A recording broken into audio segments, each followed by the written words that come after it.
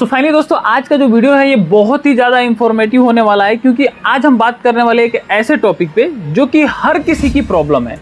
Actually आपको पता होगा कि जितने भी दुकानदार हैं मोबाइल शॉप वाले, उनके शॉप के ऊपर ज़्यादातर जो प्रॉब्लम आता है रिपेयर होने के लिए वो आता है फोल्डर चेंज करना, कॉम्बो डिस्प्ले वगैरह चेंज करने का।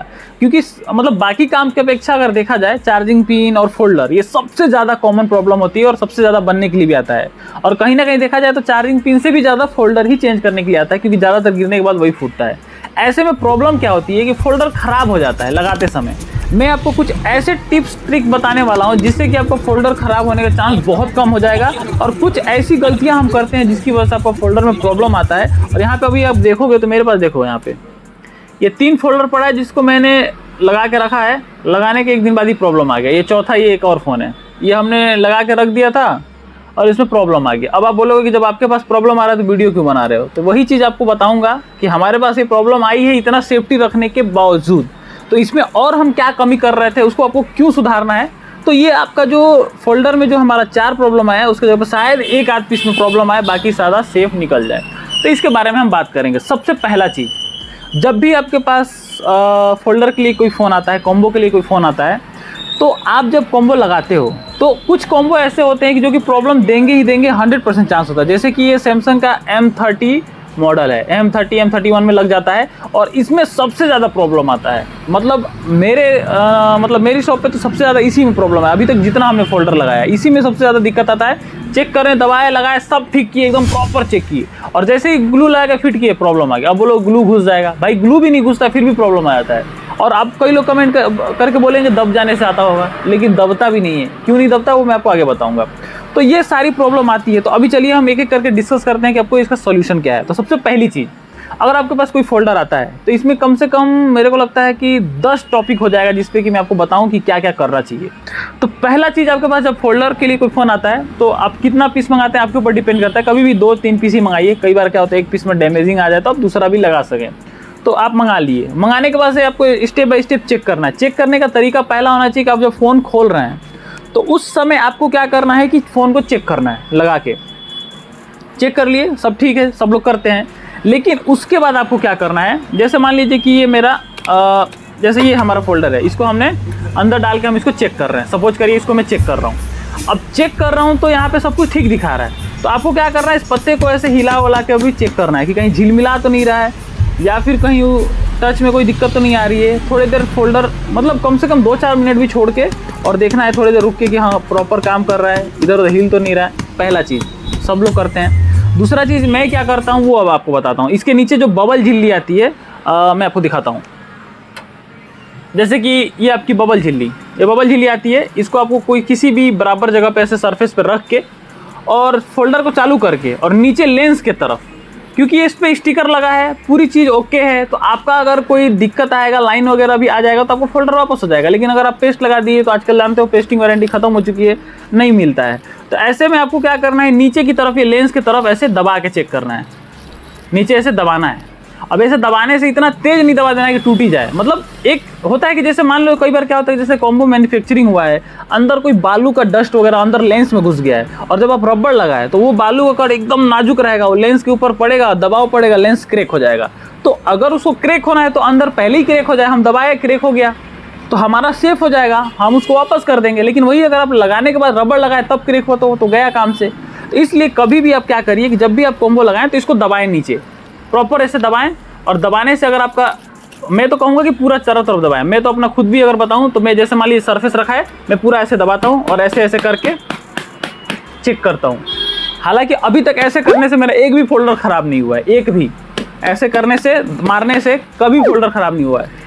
बट आपको पूरा प्रॉपर ऐसे दबा के चेक करना है। देखिए ऐसे ऐसे दबा के पूरा चेक करना है, फोल्डर ओके है तब लगा दीजिए। लेकिन ऐसा नहीं कि आपको खोल के फ़ोन पूरा फिट कर देना है। आपका ऐसा फोल्डर है ना, आप पूरा फ़ोन को फिट करिए बिना ग्लू लगाए। यहाँ पे ऐसे रखना है, पूरा फिट कर लेना है, नट वट लगा के पूरा कर लेना है। आपका फोल्डर ऐसे ही होना चाहिए। बाद में आपको रबड़ लगा के थोड़ी देर छोड़ देना है। मतलब आपको थोड़ी देर का मतलब, अब आप बोलोगे इतना कहाँ टाइम है, हमारे पास इतना सारा काम है। तो काम है तो अगर आप सेफ्टी रखना चाहते हो तो करना ही पड़ेगा। आपको करना कुछ नहीं, पूरा फिटिंग है आपका फ़ोन, रबड़ थोड़ा देर लगा के रख दीजिए। जैसे ही आपका अगला काम जैसे मान लीजिए आपके पास 3 फोल्डर आ गया, पहला फोल्डर ऐसे आपने फिट किया, रख दिया है रबड़ लगा के, दूसरे पे आप काम करिए, दूसरा फोल्डर भी ऐसे करके रखिए, फिर पहला उठा लीजिए और फिर देखिए कि सब ओके है। तो बस धीरे से उठाना है, ग्लू लगाना है और ग्लू लगाने के बाद से इसको ऐसे रख के छोड़ देना है, थोड़ी देर ग्लू को सूखने देना है। ऐसा नहीं कि तुरंत चिपका देना है। ग्लू क्या होता है, कई बार अंदर जाने से प्रॉब्लम आती है, एक्चुअल प्रॉब्लम आती है। तो उसके लिए मैंने आपको पहले भी वीडियो में बता रखा है कि नीचे की तरफ आपको यहाँ अंदर टेप घुसा के लगा लेना है। देखिए मैंने टेप लगाया है, अंदर इसको ऐसे उठा के और पतला टेप अंदर की तरफ घुसाना है और तब जाके चिपका लेना है, ताकि इसके अंदर जो है ग्लू कम जाए। हालांकि तब भी जाता है, बट मेरे इस कारण मतलब इस तरह से सेफ्टी की वजह से मैंने लगभग मुझे लगता है कि बहुत 99% चांस है कि ग्लू नहीं जाता है लेंस के अंदर। तो आपको देखिए कैसे मैं ग्लू लगाया हूँ, इसके अंदर देखिए टेप लगाया हूँ। टेप को अंदर ऐसे सीधा टेप हमने काटा, इसके अंदर प्रॉपर ऐसे घुसाया जितना अंदर घुस सकता है, फिर मोड़ के चिपका दिया। तो ये पहला काम। उसके बाद से ग्लू को सूखने देना है, थोड़ी देर छोड़ के ऐसे रख देना है हवा में या फिर ऐसे छोड़ दीजिए और धीरे धीरे थोड़ा हार्ड हो जाएगा, तब जाके आपको कॉम्बो चिपका के रबड़ लगा देना। इससे क्या होगा, ग्लू हार्ड रहेगा तो लिक्विड फॉर्म में ज़्यादा नहीं रहेगा, तुरंत अंदर नहीं घुसेगा, बाहर ही सूखा रह जाएगा, हल्का फुल्का इधर उधर जाएगा। अगर इतना सेफ्टी आप करते हो तो आपका, मैं गारंटी के साथ बोल रहा हूँ, अगर आपका फोल्डर खराब हो रहा है, बार बार आप परेशान हो रहे हो, तो मैं इतना दावे के साथ कह सकता हूँ कि जो आपका फोल्डर 100 फोल्डर लगाने में अगर आपका 4 फोल्डर खराब हो रहा है, 5 फोल्डर खराब हो रहा है, तो मैं इतना दावे के साथ कह सकता हूँ कि 0 हो जाएगा, नहीं तो शायद ही 1 फोल्डर खराब निकलेगा। ये जो सॉल्यूशन है, ये जो आपका फ़ोन में मैं जो ये प्रॉब्लम बताया हूँ, ये वीडियो बनाने का मकसद, इस फ़ोन को यहाँ पे रखने का मकसद यही था कि ताकि ये चीज़ आपको बता सकूँ। और ये मेरे पास फ़ोन जो है ये 2 दिन से पड़ा हुआ है और ये सारे फोल्डर मैं बहुत पहले से रखा हुआ हूँ, जो कि मेरी गलती की वजह से ख़राब, गलती नहीं कहूँगा, ये मतलब अच्छे फोल्डर लगाया अपने आप ख़राब हो गए, बिना गिरे बिना कुछ अपने आप ख़राब हो गए। तो इन सभी में अगर देखा जाए तो या तो ग्लू अंदर चला गया होगा या फिर कस्टमर दबाव डाल दिए होंगे। हो सकता है कई बार कस्टमर भी दबा दें, बाहर से तो फूटा दिखता नहीं है, अंदर से चला गया। तो ऐसे में अब आपके ऊपर डिपेंड करता है कि आपको अगर नुकसान नहीं हो रहा है तो कस्टमर को बनाने के लिए अपना चेंज करके दे सकते हो, अदरवाइज आपके ऊपर डिपेंड सारी चीज़ें करती हैं। बट इस जो कंडीशन मैंने बताया है, इससे आपका फोल्डर ख़राब होने का जो चांस है वो बहुत कम हो जाएगा। हालांकि ये 100% नहीं है कि ख़राब नहीं हो, क्योंकि ये जो 2 दिन पहले आया है, ये सारी सेफ्टी होने के बावजूद कॉम्बो ख़राब हो गया, डिस्प्ले ख़राब हो गया।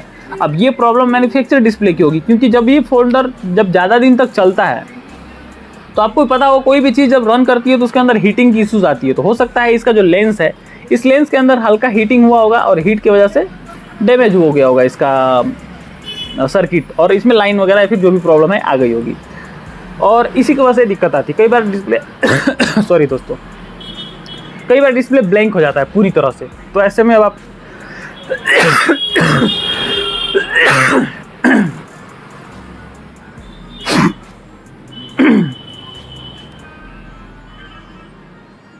कई बार क्या होता है कि हमारा जो डिस्प्ले है वो ब्लैंक हो जाता है। अब ब्लैंक हो गया तो हम क्या कर सकते हैं, उसमें कुछ भी हम नहीं कर सकते। ऐसा नहीं है कि डिस्प्ले रिपेयर होगा दोबारा, डिस्प्ले रिपेयर नहीं होता है, आपको सभी को पता है। ये बहुत छोटी चीज़ है, और जितने का महंगा आपका डिस्प्ले आता है, अगर उतने में आप उसको रिपेयर करने का सोचोगे तो आप समझ जाओ कि उससे अच्छा आप नया ले लोगे। तो ये चीज़ें होती हैं।